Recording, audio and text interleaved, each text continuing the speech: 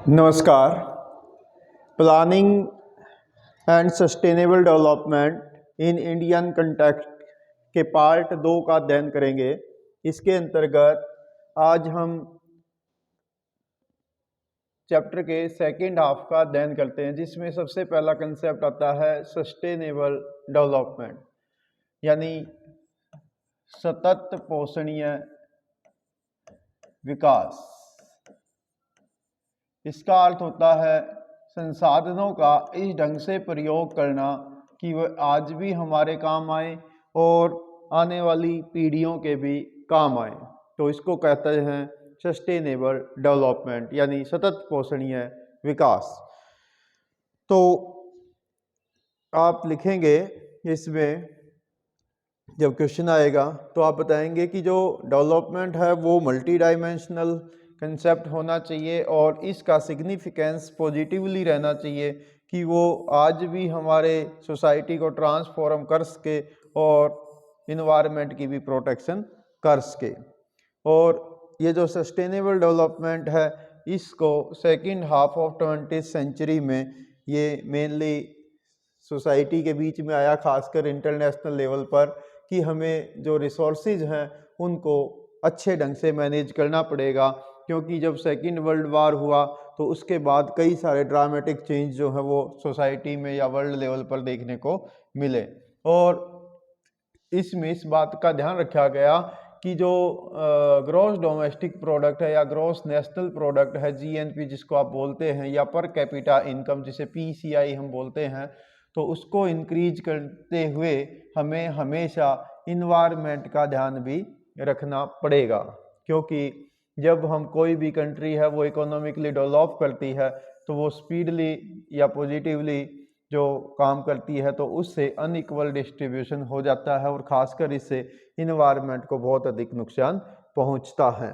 तो ये कंसेप्ट आया और इस कंसेप्ट में आगे जाकर जो आप लिखेंगे विशेष तौर पर वो ये वाला हिस्सा है। तो आप बताएंगे यहाँ पर इन सेंटेंस को आप अपने ज़रूर लिखें क्वेश्चन में कि इन्वायरमेंटल इशू आने लगे बाद में 1960s के बाद वेस्टर्न वर्ल्ड के जो डेवलपमेंट उन्होंने किया तो उसका पूरे की पूरी दुनिया पर इफेक्ट पड़ने लगा, जिसके कारण से ग्लोबल वार्मिंग हुई या ग्लोबल इश्यूज जो है वो सामने आने लगे। तो ये जो इंडस्ट्रियल डेवलपमेंट है इससे इन्वायरमेंट को काफ़ी नेगेटिव इम्पैक्ट इस पे रहे और इसके आधार पर ही यहाँ पर दो इम्पोर्टेंट क्वेश्चन आपके बनेंगे। एक है दी पॉपुलेशन बम, ये हर लिस्ट ने लिखी थी 1968 में कि पूरी दुनिया की जो पॉपुलेशन है वो अनएक्सपेक्टेड ढंग से ग्रोथ कर रही है और उसके कारण से वर्ल्ड लेवल पर इन्वायरमेंट की क्राइसिस उत्पन्न हो रही है। इसी प्रकार से मीडोस ने और उसके अदर साथियों ने 1972 में एक किताब लिखी जिसका नाम है the limit to the growth. तो ये दोनों इंपॉर्टेंट किताबें हैं, आप ध्यान रखेंगे, ये आपसे कई बार एक अंक के क्वेश्चन में पूछी जाएंगी कि द पॉपुलेशन बम जो है वो किसने लिखी है, तो वो लिखी है एहरलिच ने और 1968 में इसको लिखा गया और 1972 में लिखी गई थी the limit to the growth. ये बुक है मीडोस की और उसके साथियों की। तो इन्होंने पब्लिक के बीच जो इन्वायरमेंटल रिलेटेड इश्यूज हैं उनको जर्नल किया था या जर्नली उनको उठाया था और इसके बाद धीरे धीरे पूरी दुनिया में सस्टेनेबल डेवलपमेंट का कंसेप्ट जो है वो विकसित हुआ कि हमने संसाधनों को इस ढंग से यूज करना है कि वो आज भी हमारे काम आए और आने वाले समय में भी काम आए। इसी के लिए फिर बाद में ये जो इन्वायरमेंटल इश्यूज हुए तो इसके लिए यूनाइटेड नेशन ने world commission on environment and development, WCED इसको बोला जाता है। ये भी आपके लिए एक अंक का क्वेश्चन रहेगा क्योंकि इसकी फुल फॉर्म आपसे पूछ ली जाएगी। इसका विकास किया गया और ये एक कमीशन बनाया गया जिसका हेड यानी जिसका नेतृत्व किया Norwegian prime minister grow Harlem Brundtland ने। ये वहाँ की लेडीज प्राइम मिनिस्टर थी उस टाइम की। तो इन्होंने इस WCED की लीडरशिप की थी, हेड किया था इसको और इसने बाद में इस कमीशन ने एक रिपोर्ट जारी की थी वर्ल्ड लेवल पर जिसको कहते हैं ब्रंटलैंड रिपोर्ट। तो ये आपके लिए ये भी एक क्वेश्चन रहेगा इम्पोर्टेंट। और इसने जो वो रिपोर्ट जारी की थी उसका नाम था आवर कॉमन फ्यूचर, यानी पूरी दुनिया का एक साझा भविष्य। और ये बुक पब्लिश हुई थी, यानी ये रिपोर्ट पब्लिश हुई थी 1987 में। और इसमें कहा गया था, ये आप डेफिनेशन लिखेंगे सस्टेनेबल डेवलपमेंट की, कि development that meet the needs of the present without compromising the abilities of the future generation to meet their own needs। ये आप इसकी डेफिनेशन लिख देंगे, ठीक है। तो ये इसकी डेफिनेशन रहेगी सस्टेनेबल डेवलपमेंट की, जो ब्रंटलैंड रिपोर्ट में जारी की गई। नॉर्वेजियन प्राइम मिनिस्टर इसकी हेड रही थी WCED की, और 1987 में ये पब्लिश हुई आवर कॉमन फ्यूचर की नाम से। और इसमें यही सुझाया गया कि जो रिसोर्सेज हैं उनको इस प्रकार से डेवलप किया जाए, यानी हमारे देश के अंदर जो डेवलपमेंट है, यानी रिसोर्सेज का यूज है, उसको इस ढंग से किया जाए कि वो प्रेजेंट में जो हमारी ज़रूरतें हैं उनको पूरा करे, और वो किसी भी प्रकार से फ्यूचर की जनरेशन की जो ज़रूरतें रहेंगी उन रिसोर्सेज के प्रति उनके साथ कोई भी कॉम्प्रोमाइज़ ना किया जाए, यानी उनको भी हम बरकरार रखें। तो ये इम्पोर्टेंट हिस्सा रहेगा ये आपका बिल्कुल यहाँ। तो ये था सस्टेनेबल डेवलपमेंट का कंसेप्ट। इसी प्रकार से नेक्स्ट यहाँ पर इम्पोर्टेंट टॉपिक रहेगा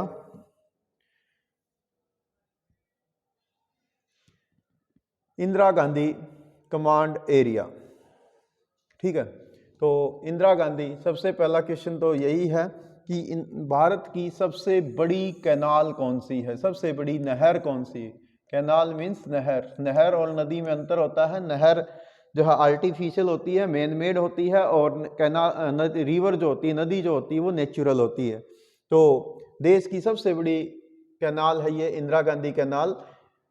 इसको राजस्थान कैनाल के नाम से भी जाना जाता है, और ये भारत की सबसे लार्जेस्ट कैनाल है। और इसका कंसेप्ट जो है वो सबसे पहले कुंवर सेन ने दिया था 1948 में, यानी आज़ादी से अगले ही वर्ष इसका प्रोजेक्ट लॉन्च हुआ। बाद में 31 मार्च 1958 को, यानी इसका कंसेप्ट दिया था कुंवर सेन ने 1948 में कि हमें ऐसी नहर बनाई जानी चाहिए राजस्थान के जो मरुस्थली है, डेजर्ट है, थार मरुस्थल है, उसमें पानी पहुंचाने के लिए, ठीक है। तो ये बाद में लॉन्च की गई नहर 31 मार्च 1958 में, यानी उस समय ये बनी। और ये नहर चलती है, स्टार्ट होती है हरीके बैराज से। अभी मैं आपको ऊपर मैप पे भी दिखाऊंगा इसको। तो पंजाब से, जहां पर सतलुज और ब्यास, हरीके बैराज है बठिंडा के पास, हरीके बैराज में और डैम में अंतर होता है। डैम बहुत बड़ा होता है जो पहाड़ी एरिया में नॉर्मली बनाए जाते हैं, और जो बैराज होता है ये एक प्रकार का रॉक डैम होता है, यानी पानी के फ्लो को कंट्रोल किया जाता है। और ये नहर जो है पाकिस्तान के बॉर्डर से केवल 40 किलोमीटर अंदर है, थार डेजर्ट में। और इसकी जो टोटल लंबाई है पूरे सिस्टम की वो 9060 किलोमीटर है। पूरी इसकी जो कैनाल्स हैं आगे, यानी मेन नहर, फिर उसकी ट्रिब्यूटरीज, फिर उनकी ट्रिब्यूटरीज, यानी सारा का सारा एरिया मिला लेंगे तो ये 19 लाख हेक्टेयर को इरीगेट करता है। वो ज़मीन जो पहले डेजर्ट हुआ करती थी, अब इस नहर के पानी के कारण से वो कल्चरेबल यानी कृषि योग्य भूमि के रूप में कन्वर्ट हो गई है। और इसी कमांड एरिया का जो मोस्टली इस नहर एरिया का जो टोटल एरिया है उसका लगभग 70% जो इरिगेशन होती है वो फ्लो सिस्टम से है, यानी नेचुरल फ्लो। इस नहर से पश्चिम की ओर जो पानी है वो नेचुरली बहता है, क्योंकि वहाँ पर भूमि का ढलान वेस्ट डायरेक्शन की ओर है। जैसे इंडस रिवर या सतलुज, ब्यास, रावी, चेनाब, झेलम सब वेस्ट की ओर बहती हैं, तो उधर इसका स्लोप है। बाकी का जो एरिया बच गया, ये कितना बच गया, 30% बच गया। तो 30% एरिया में लिफ्ट इरिगेशन, यानी इस साइड में जितना भी पानी आएगा नहर से यहाँ, अब देखो नहर ऐसे बह रही है, मान लो नहर ऐसे बह रही है, तो जिस साइड में पानी बह रहा है आप उस साइड में कमर करके खड़े हो जाइए, तो आपका चेहरा इधर हो जाएगा। तो यहाँ ये आपका राइट बैंक हो जाएगा, ठीक है, और ये नहर का लेफ्ट बैंक हो जाएगा। तो लेफ्ट बैंक की जितनी भी नहरें हैं इरिगेशन सिस्टम में वो लिफ्ट इरिगेशन है, यानी यहाँ पर पंप के द्वारा नहर में से पानी दूसरी नहर में डालना पड़ेगा, तब जाकर वो खेतों तक पहुँचेगा। तो इस प्रकार से ये नहर बनाएगी और इसका कंस्ट्रक्शन स्टेज में किया गया था। पहली 2 स्टेज इसमें रखी गई। एक स्टेज के अंदर पहले जो नहर है वो बनाई गई गंगानगर में, जो बिल्कुल राजस्थान को पंजाब को टच करने वाला एरिया है। फिर हनुमानगढ़ डिस्ट्रिक्ट और फिर बीकानेर, इन सब डिस्ट्रिक्ट्स के अंदर लगभग 5 lakh square kilometre 5 lakh hectare का एरिया जो है इसके अंतर्गत लाया गया। सेकंड जो स्टेज आई, तो सेकंड स्टेज के अंदर इस नहर का जो पानी है उसके लिए जो कैनाल बनाएगी वो बीकानेर डिस्ट्रिक्ट, जैसलमेर, बाड़मेर, जोधपुर, नागौर और चूरू, इन डिस्ट्रिक्टों में 14 लाख हेक्टेयर ज़मीन पर नहरों का जाल बिछाया गया। यानी टोटल लगभग वही 19,63,000 हेक्टेयर भूमि पर पानी ये करती है। तो आप इसका वर्णन स्टेज के आधार पर कर दोगे। अब आपसे कोई ये पूछे कि इस नहर से कितना टोटल डिस्ट्रिक्ट कवर होते हैं, तो सारे डिस्ट्रिक्ट को इकट्ठा कर लीजिए। गंगानगर, हनुमानगढ़, बीकानेर, इसके साथ साथ बाड़मेर, जैसलमेर, जोधपुर, इसके साथ साथ नागौर और चूरू, तो इन डिस्ट्रिक्ट में ये इरिगेशन करती हैं। इस एरिया में जो क्लाइमेट की यदि हम बात करें तो ये एरिया डेजर्ट का एरिया है और यहाँ पर जो है शिफ्टिंग सैंड ड्यून्स मिलते हैं। यानी सैंड ड्यून्स हैं वो ऐसे आगे की ओर मूव करते रहते हैं हवा के साथ। हवा यहाँ से हवा मिट्टी को इरोजन करती है और यहाँ पर डिपॉजिट करती चली जाती है। तो ऐसे सैंड ड्यून्स जो हैं वो आगे की ओर शिफ्ट हो जाते हैं। तो और यहाँ पर टेम्परेचर जो है नॉर्मली 50 डिग्री सेल्सियस के आसपास रहता है समर सीजन में। तो इसलिए यहाँ पर बहुत ही हॉट क्लाइमेट रही है। तो इन सब के लिए ये ज़मीन है उसको यूज करने के लिए यहाँ पर ये कैनाल बनाई गई और इसमें नहर का जब पानी यहाँ पर पहुँचने लगा तो उसके बड़े पॉजिटिव इम्पैक्ट और नेगेटिव इम्पैक्ट इस पर रहे हैं। ठीक है, तो यहाँ पर आप एक बार और पुनः पढ़ लेंगे कि जो रिवर है उसकी all the lift canal of Indira Gandhi canal system originate on the left bank. आ गया ना कि जैसे मान लो नहर ऐसे बह रही है तो ये राइट बैंक हो जाएगा, ये लेफ्ट बैंक है। तो आप ध्यान रखेंगे पानी जिस दिशा में बह रहा है, मान लो पानी ऐसे बह रहा है ऐसे, तो पानी ऐसे बह रहा है तो ये जो आपका हैंड है ये राइट हैंड हो गया, ये लेफ्ट हैंड हो गया। तो कैनाल का ये राइट बैंक है और ये लेफ्ट बैंक है। तो लेफ्ट बैंक की सारी कैनाल जो है वो लिफ्ट इरिगेशन से हैं और राइट बैंक की सारी कैनाल नेचुरल हैं। तो ये आप ध्यान रखेंगे। और इस कैनाल के कारण से क्या हुआ कि वहाँ पर जो ड्राई क्लाइमेट थी, ड्राई लैंड थी, वो ट्रांसफॉर्म हो जाती है एग्रीकल्चर लैंड में और वहाँ का इन्वायरमेंटल जो सिनेरियो है वो चेंज हो जाता है, क्योंकि अब सॉइल में मॉइस्चर बढ़ जाता है जिसके कारण से जो है वहाँ पर पॉस्चर डेवलप हो जाते हैं। इसके अलावा एफॉरेस्टेशन यानी फॉरेस्ट वहाँ पर बढ़ जाते हैं, जो विंड एरोजन होता था वो बंद हो जाता है और वहाँ पर एग्रीकल्चर जो है वो डेवलप होती है। तो उस एरिया में अब इरिगेशन के कारण से जो है वहाँ पर खेती ज़्यादा बढ़ जाती है। लेकिन एक साइड इफ़ेक्ट भी यहाँ पर होता है, वो होता है जब बहुत ज़्यादा विंड इरोजन होता है, तेज़ गर्म हवाएं चलती हैं, तो वो अपने साथ सैंड ड्यून से रेत उठा लाती हैं और वो नहर के अंदर उसको डिपॉजिट कर देती हैं, जिसको सिल्टाइजेशन बोलते हैं। इसके साथ साथ एक साइड इफ़ेक्ट और होता है कि जो नहर 12 मासी बहती रहती है, 24 घंटे उसमें पानी चलता रहता है, तो उसके कारण से जो नहर के पास का एरिया है उसमें वाटर लॉगिंग की प्रॉब्लम हो जाती है। ठीक है, हालांकि जब ये नहर बनाएगी तो वहाँ पर एक एग्रीकल्चर डेवलप हुई, साथ ही साथ वहाँ पर सॉइल के अंदर मॉइस्चर बढ़ी। इसके साथ साथ वहाँ पर जो कल्टीवेशन के अंतर्गत ज़मीन थी वो बढ़ गई, वहाँ पर क्रॉप इंटेंसिटी बढ़ गई। यानी जब जो खेतों में केवल एक ही फसल होती थी, अब वहाँ पर 3-3 फसलें या 2-2 फसलें होने लगी। वहाँ पर जो लोग ट्रेडिशनल क्रॉप्स करते थे जैसे ग्राम यानी चना बोते थे, बाजरा बोते थे, ज्वार बोते थे, अब वहाँ पर गेहूँ की और कॉटन की या ग्राउंडनट मूंगफली की और राइस की खेती होने लगी। तो वहाँ का क्रॉपिंग पैटर्न भी इसके कारण से चेंज हो गया। तो ये आप बताएंगे। लेकिन इसके कुछ साइड इफ़ेक्ट भी हुए, तो वो एक नंबर एक आप ये बताएंगे कि वहाँ पर वाटर लॉगिंग बढ़ी। जो नहर ऐसे परमानेंट बहती रहती ना, तो नहर के आसपास का, मान लो ये नहर के पास का जो एरिया है, तो दोनों तरफ लगातार पानी रिसाव करता रहता है और वो ज़मीन जो है पानी को सोखना बंद कर देती, जिसके कारण से वाटर लॉगिंग की प्रॉब्लम होती है। इसको हिंदी भाषा में बोलते हैं सेम समस्या। तो वहाँ पर जल भराव की समस्या परमानेंट बनी रहती है। तो इसके अलावा वहाँ पर एक साइड इफेक्ट और होता है कि जो सॉइल सैलिनिटी है, मृदा में नमक है, लवणता है, वो बढ़ जाती है। क्यों? बार बार अब नहर का पानी आता है तो जमीन के अंदर वाले हिस्सों से जो लवणता है वो बाहर की लेयर में आ जाती है, जिसको हम बोलते हैं सॉइल सैलिनिटी। ठीक है, तो ये इसके ऊपर इसके नेगेटिव इम्पैक्ट भी रहे हैं।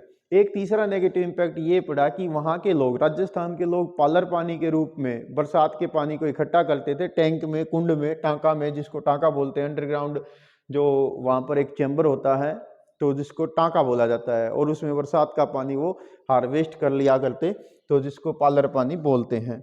अब उनकी वो आदतें छूट गई, क्योंकि अब कंटिन्यू 24 घंटे 12 मास जो है पानी नहर से मिलता रहता है। तो ये 3 साइड इफेक्ट आप इसके बता दोगे। Number 1 water logging, number 2 salinity यानी लवणता, और नंबर 3 जो हैबिट है उनकी रेन वाटर हार्वेस्टिंग की, उसके ऊपर साइड इफेक्ट पड़ना। अब एक बार इसका मैप देख लेते हैं जो इंदिरा गांधी कैनाल है। तो ये आप इसका ओरिजिनल व्यू देख रहे हैं। ये तो नहर का बिल्कुल पास का व्यू हो गया कि इतनी बड़ी नहर है। ये आप देख रहे हैं यहाँ पर एक नहर है जिसके ऊपर ये एक पंपिंग सेट बनाया है, जिससे पानी को जो है दूसरी नहर में डाला जाता है, जिसको बोलते हैं लिफ्ट इरिगेशन सिस्टम। और ये आप देख रहे हैं इसका जो व्यू है वो कि नहर कहाँ पर और कैसे बहती है। तो इसको एक बार समझ लेते हैं। देखिए ये है सतलुज रिवर, ठीक है, जो इसके ऊपर ही हिमाचल प्रदेश में यहाँ पर वागड़ा डैम भी है।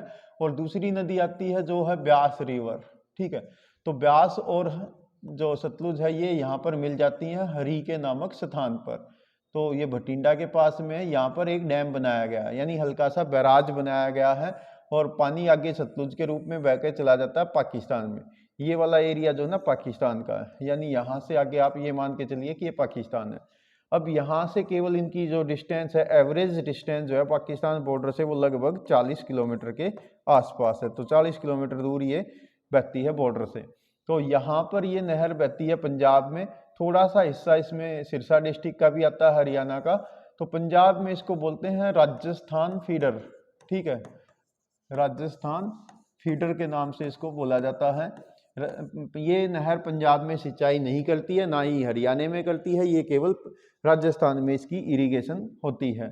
सबसे पहले डिस्ट्रिक्ट आएगा ये गंगानगर, फिर आएगा यहाँ पर ये बीकानेर, ठीक है। इसके अलावा थोड़ा बहुत एरिया चूरू डिस्ट्रिक्ट का है, साथ ही साथ यहाँ पर जैसलमेर डिस्ट्रिक्ट है, और यहाँ पर बाड़मेर तक इसकी ट्रिब्यूटरी है।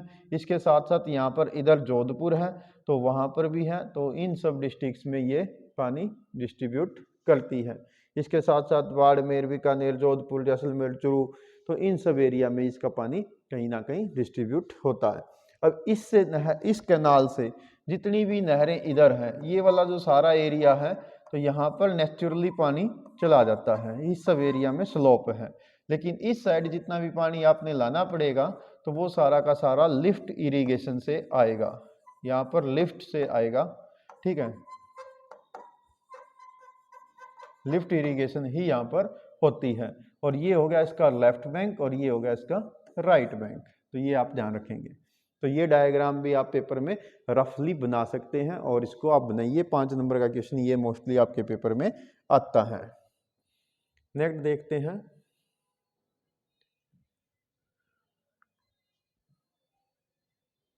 देन आता है कि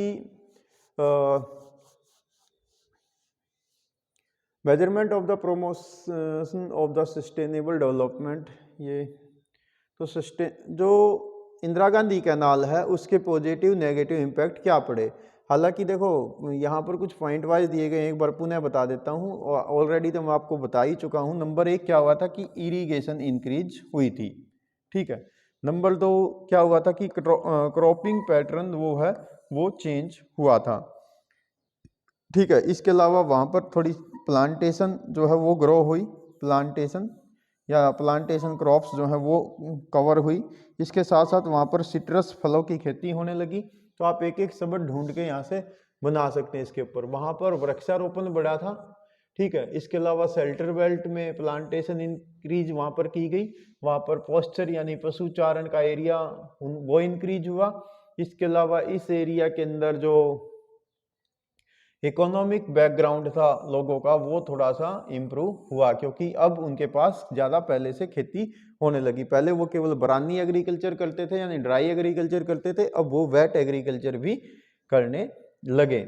इसके साथ साथ वहाँ पर एग्रीकल्चर तो डेवलप हुई ही हुई, वहाँ पर एनिमल हस्बेंड्री भी विकसित हुई यानी पशुपालन भी बढ़ा। ठीक है, तो ये सब आप इसके अंतर्गत बताएंगे। कुछ पॉइंट ऊपर हैं, इनको भी देख लेते हैं। तो यहाँ पर हालांकि कुछ नेगेटिव इम्पैक्ट भी पड़े हैं, जैसे जो आप बताएंगे कि वहाँ पर एक तो हुई थी वाटर लॉगिंग की प्रॉब्लम और दूसरी हुई थी सॉइल सैलिनिटी की प्रॉब्लम। तो ये आप दोनों के दोनों पॉइंट्स बता देंगे। इसके अलावा जो मैंने आपको बताया था कि उनकी हैबिट जो है वो रेन वाटर हार्वेस्टिंग जो सिस्टम था उसको कवर करने की आदत उनकी छूट गई।